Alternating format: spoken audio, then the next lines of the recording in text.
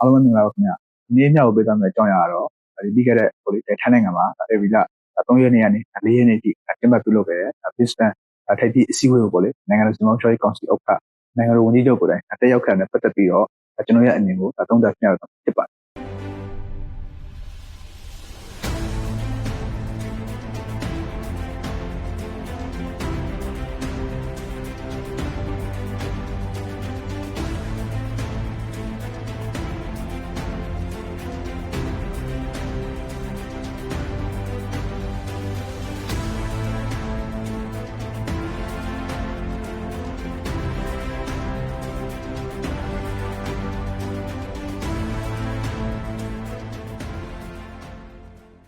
ဒါမှမပြောခင်မှာအဖွဲ့အစည်းဆိုတာပါလဲဒီ business အဖွဲ့အစည်းရောဒါဘယ်လိုမျိုးပေါ်ပေါက်လာသလဲဒီ business အဖွဲ့အစည်းမှာရောဒါဘယ်လိုမျိုးနိုင်ငံတွေပါတယ်လဲပေါ့ပြီးတော့ဒီ business ဒီအစည်းအဝေးပေါ့လေဒါနိုင်ငံတော်ကြီးချုပ်ကိုလည်းတက်ရောက်တဲ့အခါမှာနိုင်ငံအတွက်ဒါဘယ်လိုမျိုးအကျိုးအမြတ်ပေါ့လေရလာခဲ့တယ်ဆိုတော့ပတ်သက်ပြီးတော့ကျွန်တော်ရဲ့အမြင်ကိုသုံးသပ်ပြရတာဖြစ်ပါတယ်ဒီပထမဆုံးတစ်ချက်နဲ့ပေါ့လေဒါ business အဖွဲ့အစည်းဆိုတာဘာလဲဆိုပြီးကျန်တဲ့ပေါ့လေနားလည်အောင်ပြောမယ်ဆိုလို့ရှိရင်ဒေသအတွင်းအကျိုးရှိစေဖို့အတွက်စီးပွားရေးလူမှုရေးသိပ္ပံနဲ့နည်းပညာဌာနတွေမှာဒီတက်ကြွစွာပေါ့လေပူးပေါင်းဆောင်ရွက်ရင်းနဲ့အပြန်အလှန်ကူညီပေးရတဲ့အဖွဲ့အစည်းထားတဲ့အဖွဲ့အစည်းတစ်ခုဖြစ်တယ်လို့ပြောရမှာဖြစ်ပါတယ်ဒီ business အဖွဲ့အစည်းပေါ့လေဒါဘယ်လိုမျိုးပေါ်ပေါက်လာလဲဆိုလို့ရှိရင်ဒီထိုင်းနိုင်ငံနဲ့ပေါ့လေသူတို့ရဲ့ဒီနောက်နိုင်ငံမှာရှိတဲ့ဒီနိုင်ငံတွေနဲ့စီးပွားရေးရပို့ပြီးတော့တိုးချဲ့ကျင်တာဖြစ်တဲ့အတွက်ကြောင့်မို့လို့ဒီ low west policy ဒါကိုကျင့်သုံးတာဖြစ်တယ်ဆိုတော့ဒီအဲ့လိုပဲဒီအိန္ဒိယနိုင်ငံနဲ့လည်းသူတို့ရဲ့ဒီအရှေ့ဘက်မှာရှိတဲ့နိုင်ငံတွေနဲ့ပေါ့လေစီးပွားရေးအရာပို့ပြီးတော့ချစ်တွင်လာကြတာဖြစ်တဲ့အတွက်ကြောင့်မို့လို့ဒီ low east policy အခုတော့ဒီ art east policy လို့ပေါ့လေဒီ policy ကိုကျင့်သုံးတယ်အဲ့ဒီ policy နဲ့ပို့ပေါ့လေပူးပေါင်းထားတဲ့ချက်လက်ကနေဖက်ပေါ်လာတဲ့အဖွဲ့အစည်းတစ်ခုဖြစ်တယ်လို့အကြံဉာဏ်မှတ်ယူလို့ရတာပဲဖြစ်တယ်ဒီ business အဖွဲ့အစည်းမှာပေါ့လေဒီဘယ်လိုမျိုးနိုင်ငံတွေပါလို့ဆိုလို့ရှိရင်တော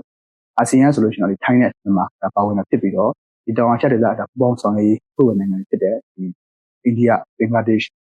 နီပေါဘူတန်နဲ့ဒီလင်္ကာနိုင်ငံတို့ပါဝင်တာဖြစ်ပါတယ်ဒါကိုကြည့်မယ်ဆိုလို့ရှိရင်ဒီ business စီးပွားဆိုတာကဒီရှစ်တောင်အာရှနဲ့တောင်အာရှဒေသကိုပေါ့လေပူးပေါင်းဆောင်ရွက်ဖို့အတွက်ဒီပေါင်းကူးပေးတဲ့အဖွဲ့အစည်းတစ်ခုဖြစ်တယ်လို့ပြောရမှာဖြစ်ဒီ business အဖွဲ့အစည်းကိုလည်းစပြီးတော့ဖွဲ့စည်းတဲ့အခါမှာတော့မြန်မာနိုင်ငံနဲ့ပေါ့လေဒီ business အဖွဲ့အစည်းပေါ်မှာလေ့လာဆောင်ကြည့်တဲ့သူဖြစ်နိုင်ငံဖြစ်နေပေါ့လေပါဝင်ခဲ့တာဖြစ်ပါတယ်ဒါမှလည်းဒီ1998ခုနှစ်ဒီဇင်ဘာလ22ရက်နေ့မှာတော့မြန်မာနိုင်ငံဒီနောက်အာရှနိုင်ငံတွေနဲ့ရှစ်တောင်အာရှနိုင်ငံတွေကြားမှာပထဝီနိုင်ငံရေးအရာဒီမဟာဗျူဟာမြောက်တည်ရှိနေတာဖြစ်သလိုဒီဒေသတွေရဲ့ပေါင်းစည်းမှုဗဟိုချက်မှာတည်ရှိနေတာဖြစ်တဲ့အတွက်ကြောင့်မို့လို့ဒီ business အဖွဲ့အစည်းရဲ့ဖွဲ့ဝင်နိုင်ငံဖြစ်နေပါဝင်ခဲ့တာဖြစ်ပါတယ်မြန်မာနိုင်ငံအနေနဲ့ဒီ business အဖွဲ့အစည်းမှာပေါ့လေဒီဟာဆက်လို့ရတဲ့ဆန္ဒရေးကပုံရေးဥဆောင်နိုင်ငံဖြစ်နေပေါ့လေတာဝန်ကျဖြစ်ပါတယ်ဆိုတော့ဒီမြန်မာနိုင်ငံရဲ့အိန္ဒိယနိုင်ငံတွေဖြစ်တဲ့ဒီဘင်္ဂလားဒေ့ရှ်ထိုင်းနဲ့အိန္ဒိယရဲ့လည်းဒီ business အဖွဲ့အစည်းမှာပေါ့လေပါဝင်နေဖြစ်ပါတယ်ဆိုတော့ဒါကြောင့်မို့လို့မြန်မာနိုင်ငံအနေနဲ့ဒီစက်တက်မှာဖြစ်ပွားနေတယ်ပေါ့လေလက်နက်ကိုင်ပြည်ပခါတွေနဲ့ဒီမျိုးစေဝါမှောင်ခိုမှုတွေကိုနင်းနှင်းဖို့အတွက်အခွင့်အရေးရှိလာနေပြီလို့ပြောရမှာဖြစ်ပါတယ်ဒီ business အဖွဲ့အစည်းရဲ့ထူးခြားချက်ကတော့ဒီအခြားအဖွဲ့အစည်းတွေနဲ့မတူဘဲနေထိုင်မှုပုံစံကိုယ်ကိုယ်ယုံကြည်မှုဘာသာစကားယဉ်ကျေးမှုဆိုတဲ့ဒီမတူကွဲပြားကြတဲ့နိုင်ငံတွေနဲ့ဖွဲ့စည်းတည်ထောင်တာဖြစ်တဲ့အတွက်ကြောင့်မို့လို့အဖွဲ့ဝင်နိုင်ငံတွေအားလုံးကလည်းဒေသအတွင်းအကျိုးရှိစေမဲ့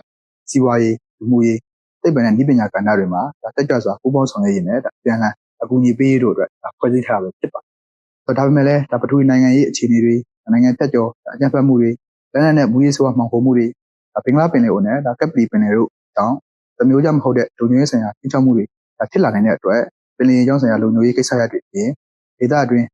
းသဘာဝပတ်ဝန်းကျင်နဲ့ဓာတုဥတုတောင်းလဲမှုကိုလည်းထည့်သွင်းစဉ်းစားလာကြပြီးဖြစ်ပါတယ်ဒါကတော့ဒီ business အဖွဲ့အစည်းနဲ့ပတ်သက်တဲ့ပေါ့လေအကြောင်းအရာကိုကျွန်တော်အနေနဲ့ပြပြသွားတာဖြစ်ပါတယ်ဒါအပြင်ဒီ business ထိပ်သီးအစည်းအဝေးကိုပေါ့လေနိုင်ငံတော်ဝန်ကြီးချုပ်ကိုယ်တိုင်တက်ရောက်ခံနဲ့ပတ်သက်ပြီးတော့ကြည့်မယ်ဆိုလို့ရှိရင်နိုင်ငံတော်ဝန်ကြီးချုပ်ကပေါ့လေပထမဆုံးအနေနဲ့ဒ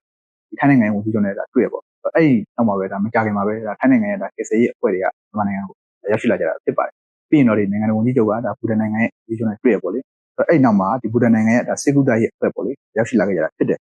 ပြီးရင်တော့ဒီနိုင်ငံတော်ဝန်ကြီးချုပ်ကအိန္ဒိယနိုင်ငံရဲ့ဝန်ကြီးချုပ်မိုဒီနဲ့တွေ့ရပေါ့လေဆိုတော့ဒီအဲ့ချိန်မှာလည်းအိန္ဒိယနိုင်ငံဝန်ကြီးချုပ်မိုဒီကအခုဖြစ်နေတဲ့လင်းဘေးအတွက်ပေါ့လေပို့ပြီးတော့ဒီကူညီပံ့ပိုးပေးသွားမယ်ဆိုပြီးတော့ကတိပေးထားခဲ့တာဖြစ်ပါတယ်ဆိုတော့လက်ရှိမှာလည်းအိန္ဒိယနိုင်ငံရဲ့ရှာဖွေကေဆယ်ရေးအဖွဲ့စေကူတာရဲ့အဖွဲ့နဲ့လူသားချင်းစာနာထောက်ထားမှုပစ္စည်း442တန်ကိုလည်းရရှိထားပြီးဖြစ်ပါတယ်ဒါအပြင်နိုင်ငံတော်ဝန်ကြီးချုပ်အနေနဲ့ဒေသအတွင်းပြောင်းလဲလာတဲ့ဓာတုဥတုကိုသတိထားနိုင်ဖို့ ဘာပတ်ဝန်းကျင်နဲ့ရာသီဥတုပြောင်းလဲမှုဆိုင်ရာအကြောင်းကိုလည်းဆွေးနွေးနိုင်ခဲ့တာဖြစ်ပါတယ်။နိုင်ငံတော်ဝန်ကြီးချုပ်နဲ့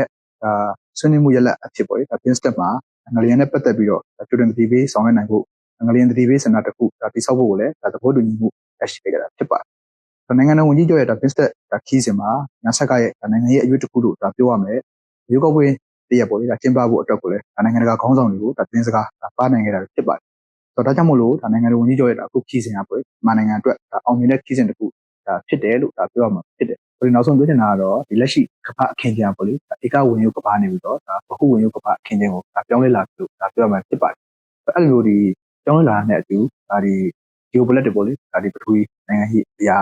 ဒီကမ္ဘာနိုင်ငံအသီးသီးကလည်းသူတို့နိုင်ငံရဲ့ပထဝီကျင်းပေါ့လေဆက်ဆက်နေတဲ့နိုင်ငံပေါ့လေဒေသနဲ့ဒေသတွင်းနိုင်ငံတွေနဲ့ပူးပေါင်းပြီးတော့ဒေသနဲ့နိုင်ငံတွေမှာရှိရတာပြည်သူလူထုရဲ့အကျိုးစီးပွားအတွက်ပို့ပြီးတော့ကြိုးပမ်းလုပ်ဆောင်လာတာကိုတွေ့ရတယ်။ထို့တူပဲဒီမြန်မာနိုင်ငံကလည်းမြန်မာနိုင်ငံရဲ့ဒီခါရဘာပြောမှတရှိနေတယ်ဒီနိုင်ငံရဲ့ဒီနေရာကိုအကျိုးရှိရှိအသုံးချနိုင်မှာဆိုလို့ရှိရင်တော့ဒီအခုငလျင်ဘဲကိုအေးမှာပေါ့လေဒီစေရေးလုပ်ငန်းတွေအပြင်လူတောင်ရေးလုပ်ငန်းတွေအပြင်ဒေသနဲ့ဒေသအတွင်းဖွံ့ဖြိုးတိုးတက်ရေးမှာရောအခုနိုင်ငံဖွံ့ဖြိုးတိုးတက်ရေးမှာရောမျက်စံနဲ့အကောင့်တွေကိုဆောင်ရွက်လာနိုင်နိုင်မယ်လို့ကျွန်တော်တို့အနေနဲ့သုံးသပ်မိပါတယ်အားလုံးကိုကျေးဇူးတင်ပါတယ်